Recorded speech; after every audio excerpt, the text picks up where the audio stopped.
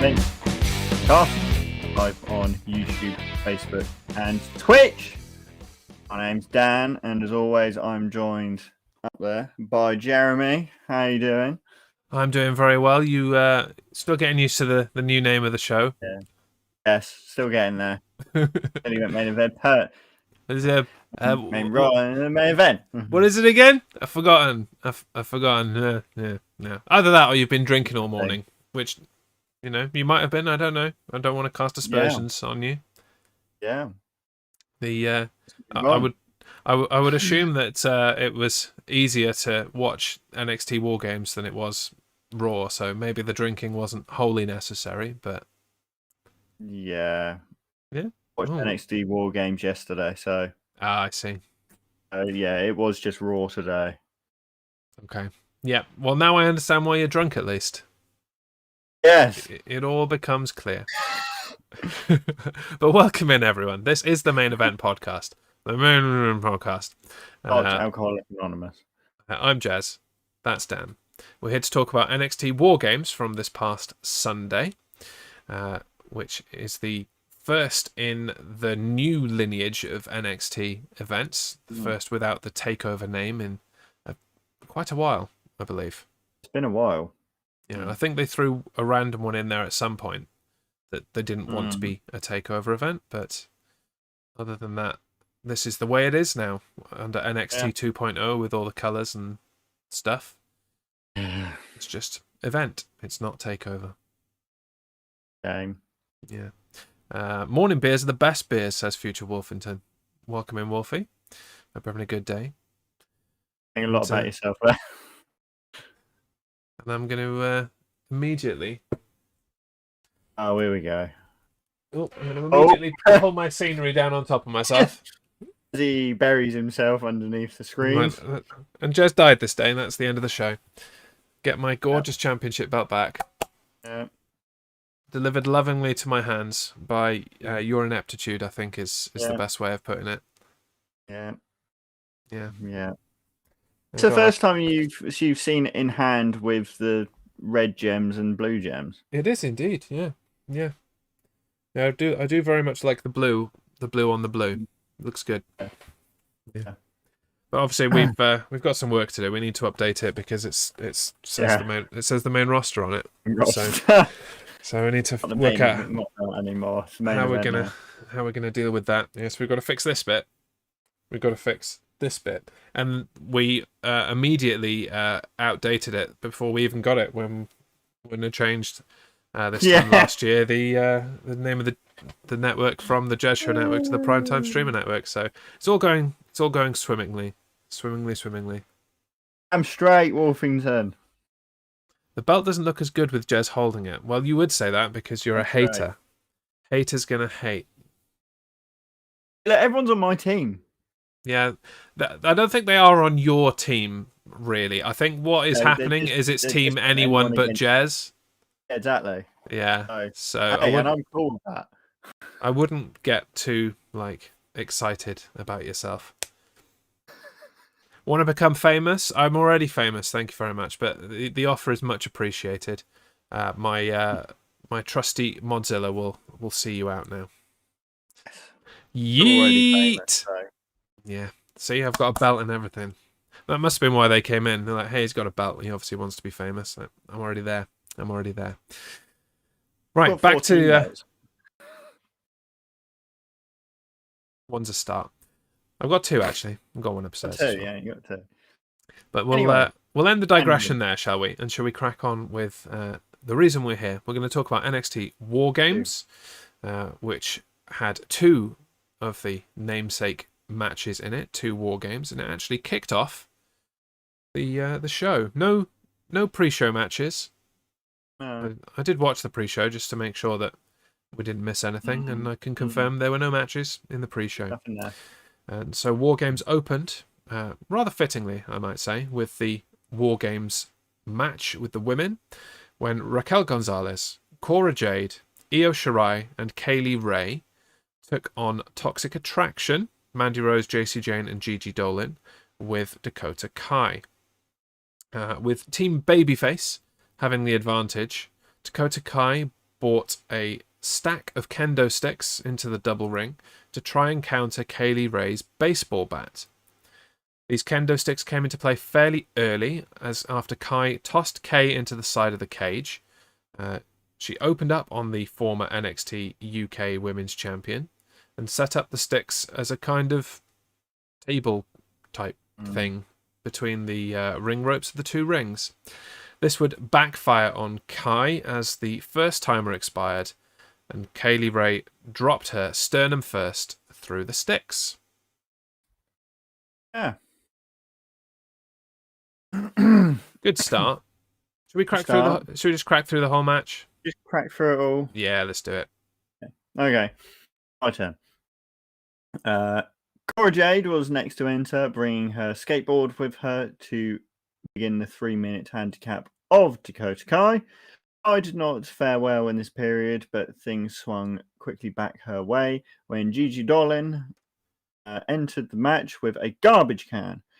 Shirai entered next with steel chairs and another garbage can to once again skew the sides in her team's favour. This said, Kai and Dolan did a fantastic job of double teaming members of the opposing trio in order to take them out of the match in turn. This served them through to the next entrant, Jacy Jayne, who, of course, brought a bag of goodies and a table into the cage with her.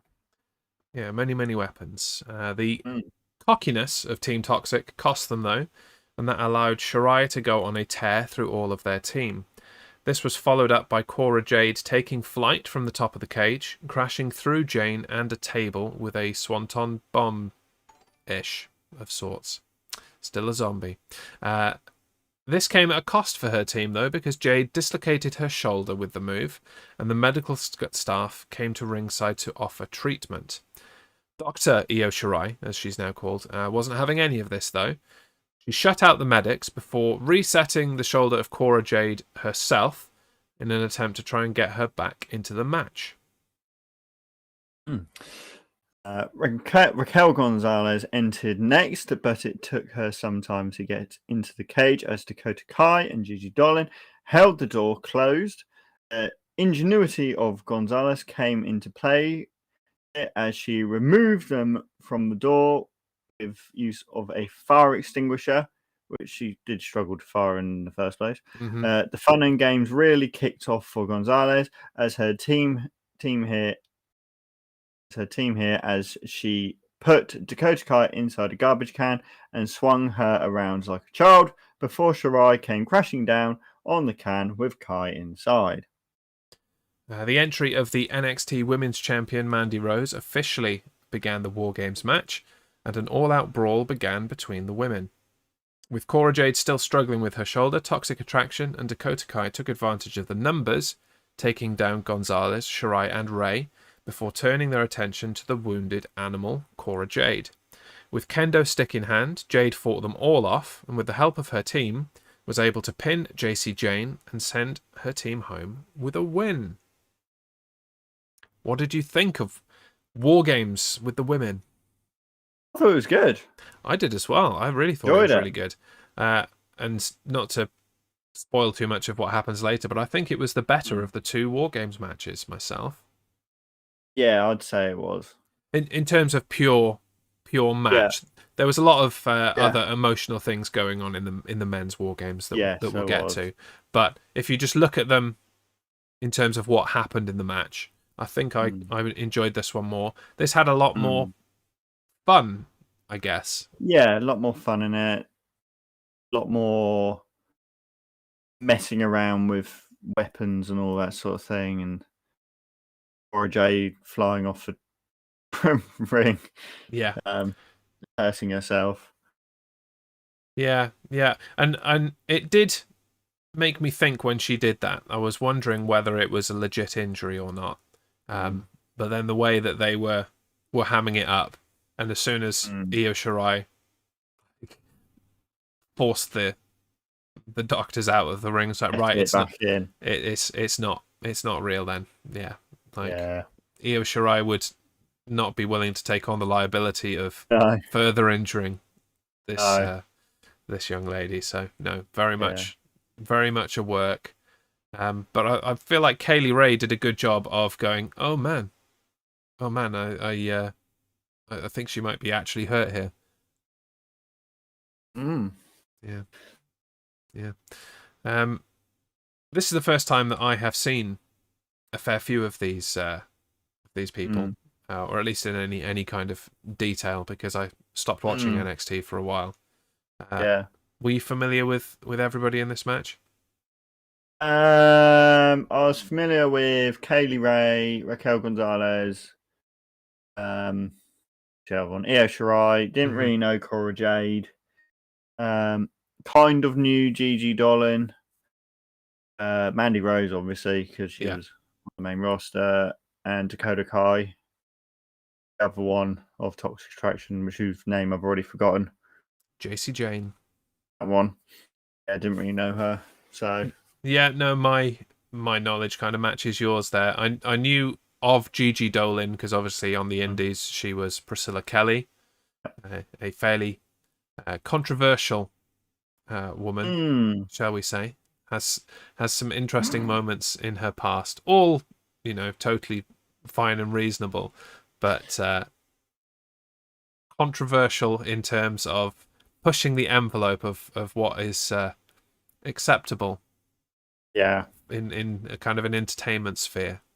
For those that do not know anything about Priscilla Kelly, I wouldn't Google her. Do not Google. No, I wouldn't do that, especially not if you're, at work or somewhere where your search history might come into question. But let's just say she did some things with her sanitary products. Yeah. During we'll a leave match. it at that. Yeah. Heads to Google, says Future Wolfington. Like, wait, she did something naughty? Let's go find out. Yeah. Well, I warned you. That's all I'm going to say there. Yeah, we warned you. That's all. Yeah. And I didn't know JC Jane. She's, as far as I know, she's a WWE kind of born and bred girl, signed to the Performance Center as just a person and then trained to wrestle from there. I could be wrong.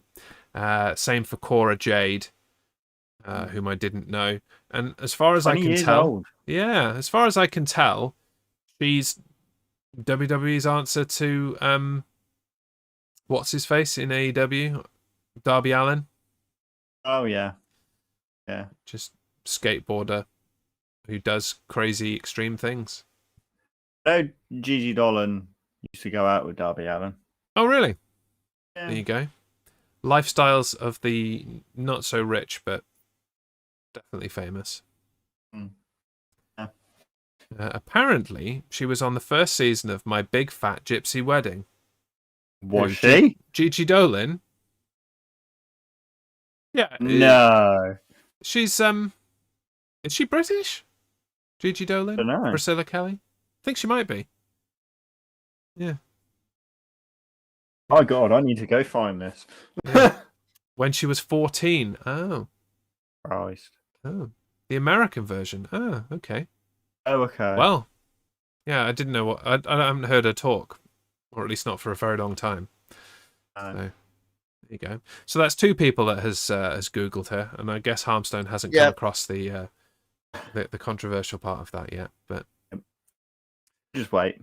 Yeah. Anyway, we'll wait for the all caps. Yeah.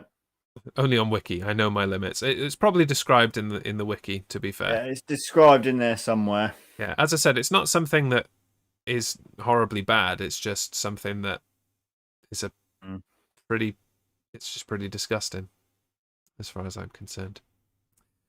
When she was 14, she took part in the first season of reality show My Big Fat American Gypsy Wedding, which is not a mouthful in any way, in which she was the main focus of the episode. 14 and looking for Mr. Right. Yeah. That's when you should be looking for Mr. Right. Absolutely. See, that's where I've been going wrong. You've left it too late, mate. I have. Yeah. You're 7. I'm too late now. Yeah, you're 13 years too late to find Mr. Right. Past it now. Yes, I think I found what you're referring to. Clear search history. Yeah. Anyway, that was the opening contest, the Women's War Games. Yeah. I feel like that set us up for the rest of the pay-per-view. Let's get to picks. Our first match pick in this new quarter. I chose Dakota Kai and Toxic Attraction. You chose Raquel Gonzalez et al. Raquel Gonzalez et al. Were the winners, so you get the first point of the new quarter. Jez 0, Dan 1. Yeah. The less said about that, the better. Yeah. Yeah. I've got the belt though, so makes a very satisfying noise. The metal clinking sound. That's it, twat you, Mike. Anyway, let's move on. That's like turning into an ASMR thing, that was. Gonna stroke the belt. Doesn't really make a sound. I'm gonna lick the belt. No, I'm not. Carry on. Next match. Yep. Anyway, before this gets into Priscilla Kelly. Sorry. Next contest was the battle for the NXT Tag Team Championships when Imperium, Aichner, and Marcel Bartel defended against Kyle O'Reilly and Von Wagner. The match got underway in a hard-hitting way with the two teams exchanging stiff strikes and hard slams, with each team utilizing frequent tags. The moment continued fairly evenly, with Imperium and O'Reilly demonstrating ring powers and Von Wagner showing off his strength. O'Reilly went for the win, locking in a knee bar and on Bartel, but Aichner broke it up with an athletic moonsault from the top rope, with Aichner now legal and continuing to show off his athleticism. The match continued and each man secured a tight near fall. Riley locked in Hell's Gate and almost passed out Aichner, but he was able to use his strength to get up back into the tag of Bartel and combined with his partner from an Imperium bomb, from which he secured the 1-2-3. After the match, the crowd chanted "Thank you, Riley," on the belief that this was his last NXT match before Carl was almost jumped by his own partner, Von Wagner. O'Reilly fought him off, dropped an Undisputed Era sign and DX cross chop at Wagner on his way out of the ring. So not his last match, because he's at least got one more on NXT on Tuesday night against Von Wagner. Yeah. Which you can assume Von Wagner will win and Kyle O'Reilly will disappear. Head on over to join his other friends in AEW. Yes. Yeah. Which I'm fine with. The Undisputed Era. Yeah, well, Red Dragon is what they were called on the Indies, wasn't it? Okay, go start Red Dragon. Yeah. Which would be interesting. I think it'll be interesting to have those guys, because it'll probably break up that part of the elite that Adam Cole has only just joined into. But we digress. Yeah. But it does seem he is on his way out of the company. Yep. His contract is coming to an end and he is not re-signing. Can't say I blame him. He's probably, 10 minutes away from being released like everyone else anyway. So yeah, it's not really the place for him anymore. It's not the NXT that he signed up to. Not the black and gold brand anymore. It is not. Multicolored rainbow fairyland. Rainbow fairyland. What did you think of this match? I thought it was pretty good, actually. Yeah, no, I was impressed with this match as well. I'm wondering how long it is before either Imperium are promoted to the main roster or they're released. I was thinking that. I was watching it. I was thinking Imperium could really go to the main roster. Yeah. They are a fantastic tag team. The only problem is that I don't think Walter wants to leave the UK. Yeah, no, that's a problem. Or Europe on a grander scheme. Yeah. So they can't bring the entire unit without saying, right, Walter, tough, you're coming or you're fired. Yeah. And it doesn't. Well, I suppose it's WWE. What they could do is release Walter and just bring over Aichner and Bartel and continue Imperium without Walter. But it's not Imperium without Walter. It really isn't. No. But yeah, like always impressed with Aichner and Bartel. Fantastic in the ring. Aichner especially impressed me in this tag team match. Just flipping around the ring and then with massive shows of strength. And it doesn't look like he's got an ounce of fat on him. Neither of them do, actually, in Imperium, to be fair. Makes massively. You hate them. It does a bit, yeah, in that kind of jealous kind of way, absolutely. Yeah. The other thing is, how are you feeling about Von Wagner? What's your thoughts on him? A bit meh with him. Yeah. No. I don't think he's going anywhere, really. I don't think he's going to achieve big things. I think he could be promoted to the main roster and just be that big guy that just runs through everyone. Basically, when Omos is finished, Von Wagner will be the next person. Yeah. I just don't think the guy's got any personality whatsoever. No. He looks like he's straight out of the caves, and he's just got no charisma whatsoever. He's clearly got strength, and he's not too bad in the ring, but in terms of that big star ability, I just don't. He doesn't have think personality, he's got it. does he? No. Personality. And the name they've given him, Von Wagner, really? That's going to be fun when they eventually come back to the UK. Yeah. Or go to Australia. They love a term that sounds like Wagner. That's going to go down really well, isn't it? Yeah. Yeah. Anyway, the predictions, we both picked O'Reilly and Wagner, which I'm now going to say very carefully, to win. Therefore, neither of us got a point because Imperium were winners. Still Jez 0. Dan 1. Yay. You can stop celebrating now. It's fine. Next contest at War Games was the hair versus hair match, pitting Cameron Grimes against Duke Hudson. Grimes was thrown out of the ring and crashed into the ring steps, which were out of position due to the double ring setup. This put Grimes on the back foot, and after some more offense from Hudson, Grimes almost found himself counted out. The scrappy Grimes continued to be beaten down, but stayed in the match with excellent counters, using the size and strength of his opponent against him. Hudson, seemingly frustrated and scared by the barber's chair that sat in the second of the two rings, tried to achieve victory by using the ropes for extra leverage, but the official caught him and Grimes rolled him up into a near fall.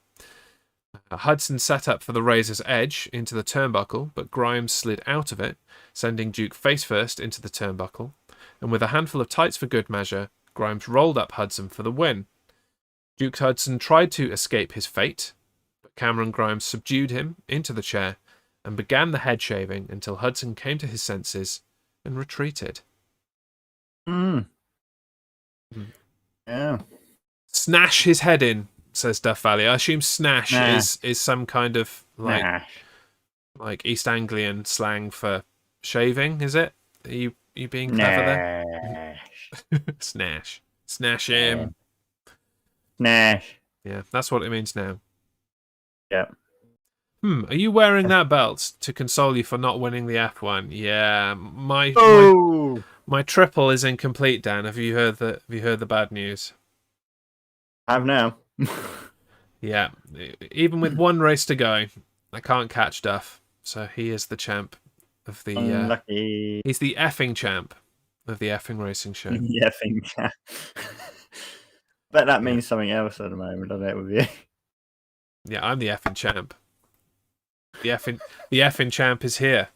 Anyway, we both picked Cameron Grimes.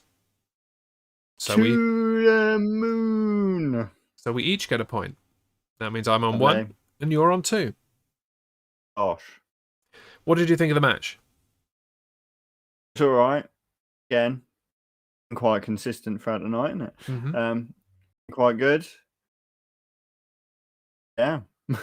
Yeah, it wasn't anything special. It certainly knew its role and shut its mouth, for lack of a better catchphrase. I'm glad that Cameron Grimes won. And I was wondering what Duke Hudson would look like with a shaved head. But even that front part shaved off, I'm like, oh, he's going to look fine. He's going to actually make him look more... It'll make him look more aggressive, if anything. So it would kind of go a bit like down the lines of Roderick Strong. Yeah, it'll look like that. You're right. Yeah.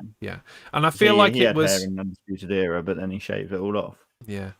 And I feel like it was necessary to change Duke Hudson's look because he's already a bit of a Wade Barrett Jr. Yeah. And the hair didn't help in that. So giving him different hair, I think, is a good idea. And they also need to separate him a bit further from Wade Barrett, because it just seems like they're the same person 10 years on at this point. Yeah. Yeah. I mean, Wade Barrett didn't play poker, but everything else is the same. I'm sure he might have done eventually. Who knows? I'm sure he played poker in his life, but it wasn't part of his gimmick, shall we say. Yeah, exactly. Yeah, but we'll see what works for Duke Hudson going forward. I'm not sure how far that poker gimmick can carry him. It's only so many times to be like, oh, you beat me at poker. Let's have a rivalry about it. Oh, you beat me at poker. Let's have a rivalry about it. And repeat. It's not going to really work. They're gonna have to change him up a little bit. They're just Blackjack poker playing gimmicks at people, haven't they? To try and make people interesting. All of their new 2.0 people interesting. Yeah, all of their colourful people. Yeah, and I'm concerned for Cameron Grimes because I don't see his route out of NXT being a thing. I think he'll be in NXT for as long as they want him, and then he'll be gone. He's not really got the size that carries into their vision for Raw and SmackDown at the moment. Not the physique either, really, is he? Well, no. I mean, how tall is he? Like 5'4" or something like that? He is small, isn't he? Yeah. Small by giant wrestler standards. Yes. But yeah. So hopefully they will give him some nice things to do, some good rivalries before they move him on. Because I hope so. I have enjoyed his work in NXT. I was not a fan of him in Impact Wrestling. No, and he was a cocky interview as well. Yeah. Remember trying to get a quote from him about 205 Live when that was just kicking off and he was in Impact Wrestling, and he was just not helpful in any way, shape, or form. Oh, great! Until eventually he just said, like, I don't care about those guys. Thanks. Cheers. Thanks, dude. Helpful. Making my work as a journalist very easy there. Thanks for that. Cheers, man. Yeah. Anyway. Moving on to our next contest, which was a very intriguing one as far as I'm concerned. Yes. So our penultimate contest was for the NXT Cruiserweight Championship, with Roderick Strong wavering at the 205-pound weight limit to defend his title against Joe Gacy. With Gacy seemingly in the mind of Roderick Strong, Strong let his aggressive side get the better of him, especially after Gacy delivered a big slap to the face of the Cruiserweight Champion. Strong channeled his rage into offense and delivered a series of offensive moves on his much larger opponent. After kicking out of Strong's Olympic Slam and escaping the Boston Crab, Gacy began a comeback, locking Strong in the crossface before sending him out of the ring and taking out Diamond Mine with a plancha. Match began to come undone for Gacy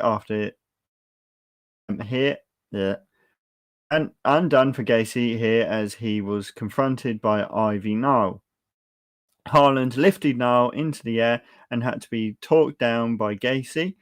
Back in the ring, Gacy hit a powerbomb, but Strong hit a jumping knee and followed up with the suplex backbreaker to earn a good victory over Joe Gacy. We should add, Haaland is the gigantic prison convict character that is hanging around with Joe Gacy for some reason. Yeah. I'm going to start with predictions here because and I will explain why I predicted it and how I thought this was going to go. So I picked Joe Gacy to win. You went with Roderick Strong, so therefore you get a point. Well done. Jez won, Dan 3. I thought that they were going to use this opportunity to put the belt on Joe Gacy, not a cruiserweight, in order to change the belt up. Because, let's face it, in NXT 2.0, in the current WWE climate, having a cruiserweight championship is a complete and utter waste of time. Yeah, well, there has been rumours saying that they are going to retire the cruiserweight championship. Because they don't need to retire it. If they just give it to Joe Gacy, he can rebrand it as an open weight championship, or and include whatever. You just give it another name, and it just becomes a third championship for everyone to fight over. Like, what were they called? What were they saying during the thing? They said they were going to change it to inclusive weight. That's the it. Inclusive weight championship. Yeah. Which is a funny name. It's not a name that should really go down in the annals of time. No. But I think it might be a nice opportunity to bring back the European Championship. Yeah. Although I think the European Championship might be better on NXT UK. That's true. Yeah, that's true. But their show is only an hour long, and nobody watches it, so they don't really need another championship belt. Yeah, that's true. Very true. Show me the lie. They don't care about I'm not NXT denying UK. it. Like, I'm not denying WWE it. don't care about NXT UK. Why should I care about NXT UK? Very true. We had the NXT UK Championship match at one of the previous takeovers, like the one around SummerSlam, was it? Yeah, must have been the one in the summer. Something like that. And no mention since on the main NXT program. I assume Ilya Dragunov is still NXT UK champion, but I think he is. No idea, because I don't watch it and they don't mention NXT UK on anything but NXT UK. Yeah, very true. But there is still scope, I think, if they were going to go down the European title route, that Roderick Strong might just turn around and say, I enjoyed fighting Joe Gacy so much that I'm going to change this belt. Yeah. I'm going to, he's taught me a good thing here. I had a great match with him. Showed that size doesn't matter, that a smaller guy can beat a larger guy. And so this is no longer the Cruiserweight Championship, it's the whatever. Diamond Mine Championship. Diamond Mine. Just a big diamond. Yeah. Yeah, it'll look a bit like the old Internet Championship. Instead of a giant Zack Ryder like quaff, it'll just be a giant diamond. Yeah. I'm a big fan of weight classed championship belts myself. Nobody is doing that at the moment. There used to be quite a few in WWE, didn't there? Yeah, yeah. There used to be the light heavyweight. Yeah. Well, they had the light heavyweight championship, and then WCW had the cruiserweight. They were basically the same thing. The weight class was slightly different. The light heavyweight was 240 and below, and the cruiserweight was 220 and below. Oh, okay. And then when WWE bought WCW, they unified them and kept the cruiserweight title and the cruiserweight title weight limit of 220. And then when they brought back this cruiserweight championship in the Cruiserweight Classic, they went with £205 as the upper limit. Just to confuse things. Yeah, just to mix things up a little bit. But so there isn't another North American company, or at least not a major North American company, with a a weight-based system. Yeah. They've all got heavyweight championships. Yeah. The number of actual heavyweights that hold heavyweight championships is fairly low. At least in AEW and in the case of some of the more recent champions. I suppose we have 2 heavyweights in WWE as the heavyweight champion. Yeah. Roman Reigns and Big E are definitely both heavyweights, but Heavyweights, yeah. But over in AEW, Hangman Adam Page, I wouldn't say he's a heavyweight. So he's firmly in that middleweight, a term that is never used in wrestling, between cruiserweight and heavyweight, in that 240, 200 to 260 kind of weight class. Yeah. What division would you be in? Me? Yeah. I would be a cruiserweight. Oh, I think I'd be bubble weight. I'm pushing that 205 limit, I think. I think I'll be like featherweight. Yeah, before I went on my health kick last year and lost a lot of weight, I could never wrestle on 205 Live, even if I wanted to. But I think now I can, after the work I did. I'm going to undo it over Christmas. Of course. Yeah, I've already started. I'm on my 5th or 6th box of mince pies already. Nice. Yeah. There you go. That's what they can call it. The Fat Git That Eats Mince Pies Championship. That's inclusive, right? Just a Fat Git Championship. Yeah. Yeah. There you go. There you go. And now we move on. There's really no segueing out of that, so I'm just gonna move swiftly along. Let's go for it. To the main event, which was our second War Games match with Team Black and Gold, which was Tommaso Ciampa, Johnny Gargano, Pete Dunne, and LA Knight, taking on Team 2.0, Bron Breakker, Carmelo Hayes, Grayson Waller, and Tony D'Angelo. Bron Breakker earned the man advantage last week on NXT and volunteered the North American champion Carmelo Hayes to start the match against Johnny Gargano, who arrived to his old entrance music, Rebel Heart, in what is expected to be his final match in NXT. With no effort to pace themselves in the match, Carmelo and Hayes got off to a fast-paced start to the match, exchanging strikes and springboard maneuvers until the odds turned against Johnny Wrestling with the introduction of Grayson Waller. So, once in the match, Waller challenged Gargano to step into the second ring and face him, but it wasn't long before he and Hayes were double teaming Gargano and mocking him with a double team moves from the DIY playbook. Busted open and bloodied, Gargano soon got some help in the form of the bruiserweight Pete Dunne. Dunne took the fight straight to Waller and Hayes and gave his partner time to recover.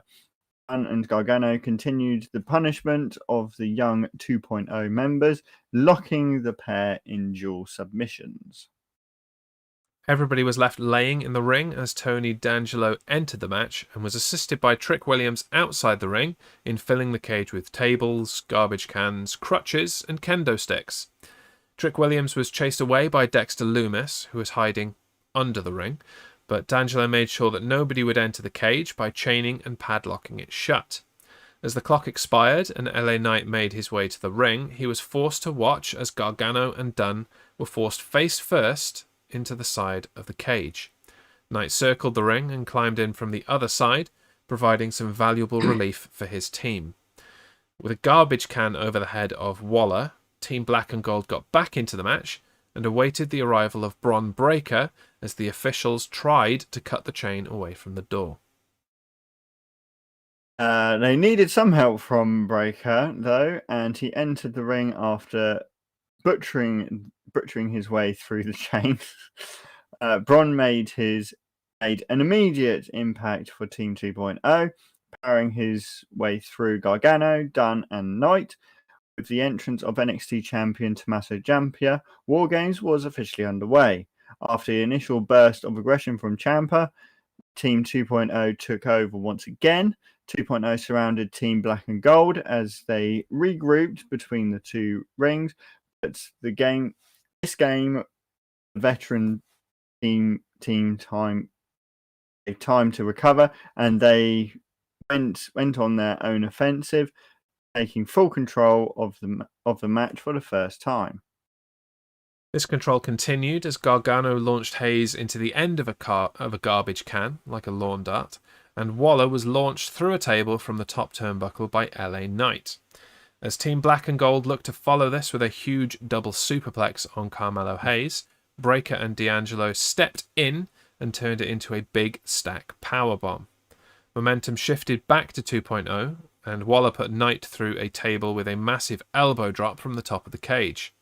He went for the win, but Dunn broke up the pin.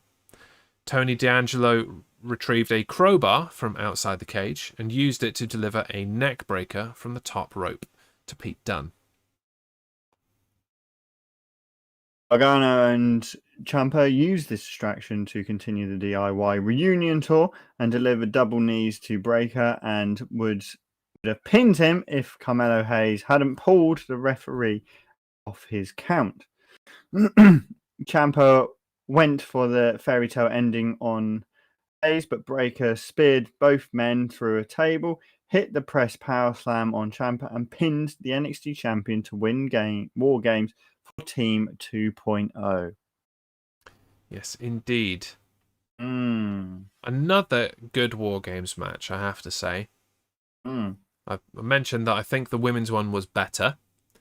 Yep. But that's not to say that this one was bad in any way, shape, or form. I just preferred the former.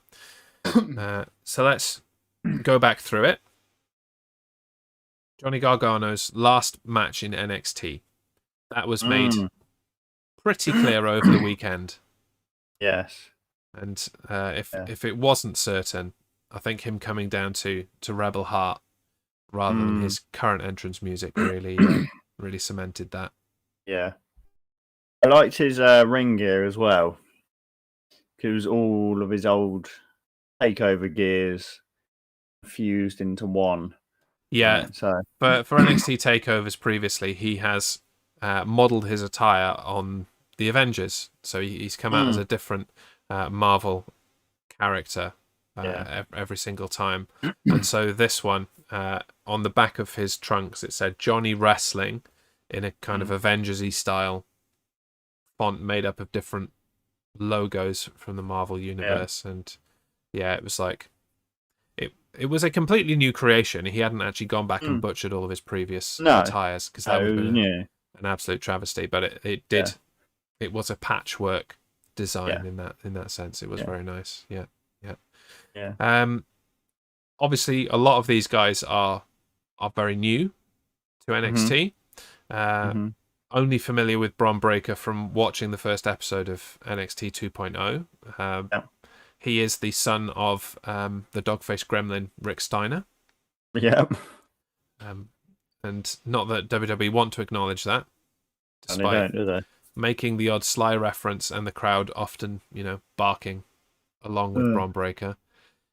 Right, I think if it wasn't already certain, and I think it was, after this match, Bron Breakker is soon to be the new NXT champion. Yeah. I don't think it's going to be very long before It's not going to be long at all. Before they put the company or the brand on his back.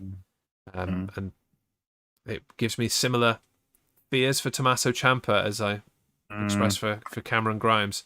I don't think he really fits on the main roster. No, not at all. So it'll probably be his exit from the company as well. Unfortunately. Of this team Black and Gold, so Gargano's leaving. I think Ciampa won't be there much longer. No. Pete Dunne, I think, is going to get a chance on the main roster.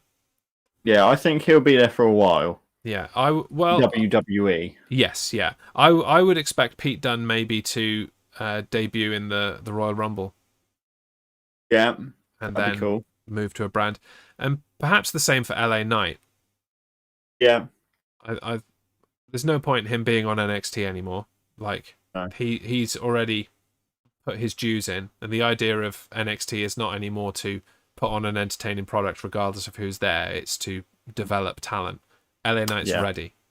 He was ready. LA Knight's been ready. Yeah. Yeah, he didn't need to go to NXT. He went there because they were still trying to put on a good show with guys that had come from the Indies and Impact Wrestling and elsewhere. So he doesn't need to be there anymore. He'll probably come up to the main roster. I'm not sure he'll succeed, unfortunately. No. Because he's, for WWE standards, I think he's too old for them to consider like pushing him too far. But I was very impressed with his promo in the locker room. I thought that was probably the best promo or at least the best promo I've seen him do in his career. Absolutely. It told a story. There was a lot of passion in it. He was very coherent. He kept his own style and personality into it. I like the little ticks that he does. He's always done them, but they were annoying at first. I kind of like them now. The kind of agreeing with himself, saying a sentence and then going yeah, and then coming back to just carry on with whatever he was talking about. I find that stupidly entertaining for some reason.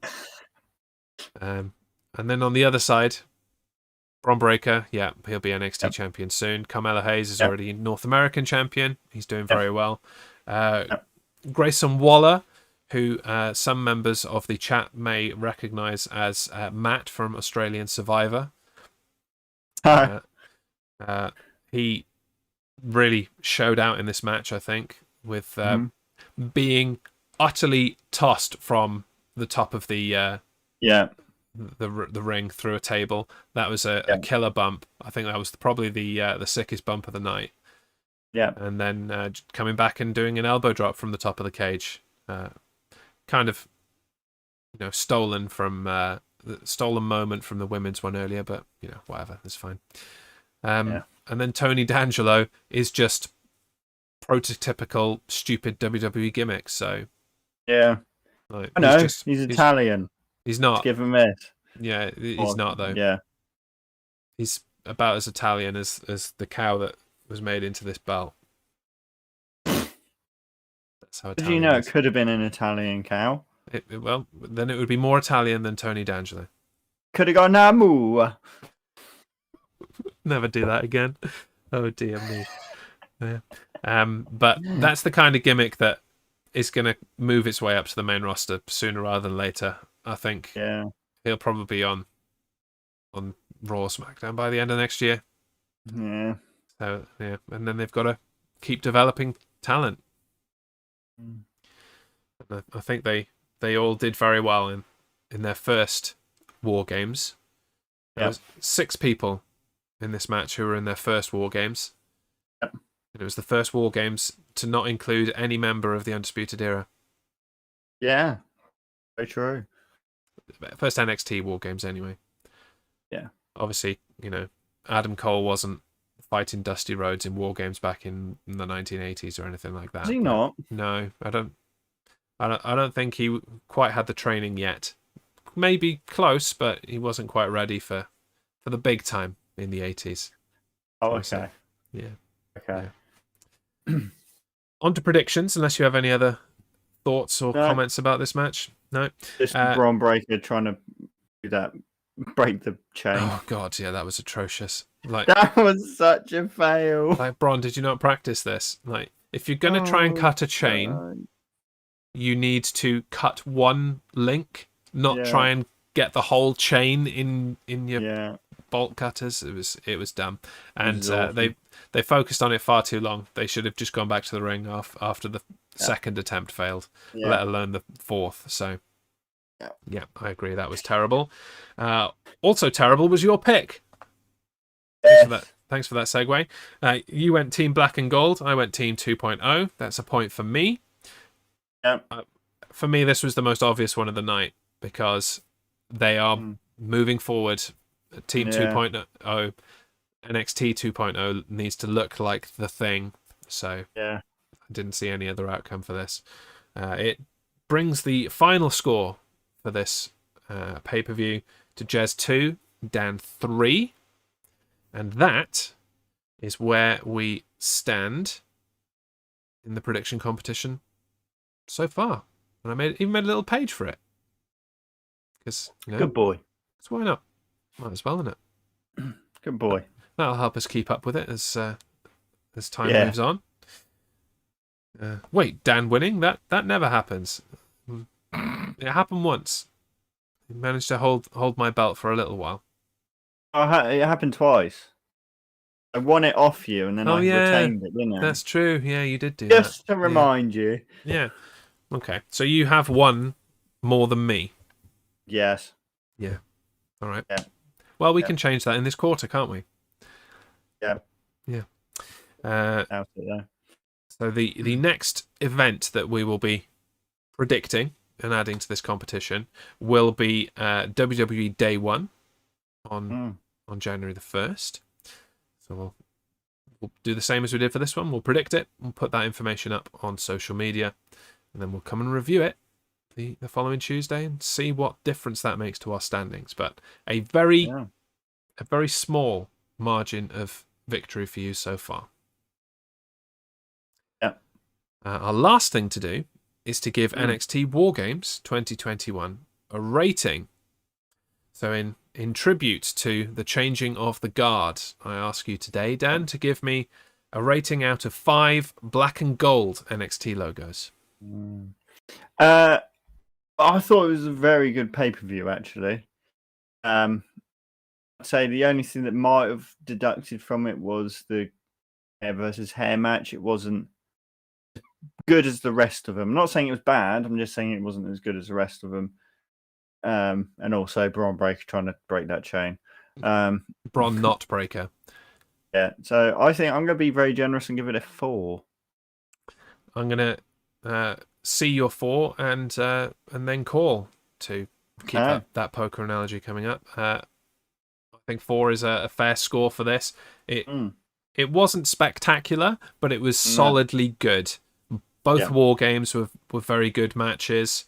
You had all of the emotion of the DIY moments all the way through the men's War Games. You had the fun of the women's War Games and people being put into garbage cans and all the stuff with Cora Jade's shoulder. That was fun. Imperium and O'Reilly and Wagner showed out in that tag team match. Same for Roderick Strong and Joe Gacy. I was very impressed with both of those and the way that they had a cruiserweight style match, even though one of them was not a cruiserweight. And the hair versus hair was the weakest of the matches, but not necessarily bad, just no, it wasn't bad. Fairly inevitable. There wasn't much intrigue or specialty in it. So I can see what you're saying. 4 seems fair. Yeah. Lovely. Beautiful. Well, I hope you have got your rating and thinking kind of cap on and available, because we've got one more show left in 2021. Next week on the Main Event Podcast, it's the year-end awards. So stay tuned to social media for all of the categories. We'll put in our nominations and then who we decide to win from that. There will be some fairly, obvious categories like Wrestler of the Year, Female Wrestler of the Year, Event of the Year, yada yada. But there'll also be some other, awards categories that are going to be a bit of a laugh. So do tune in, join us to close out what has been a big year for this podcast and for wrestling.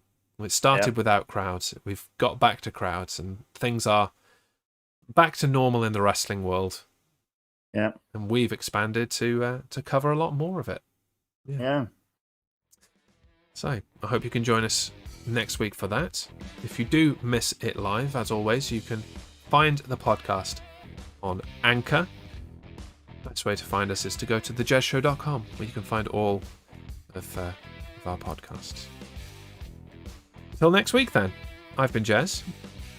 And I've been Dan. This is the Main Event Podcast, bidding you adieu. Bye-bye. Bye.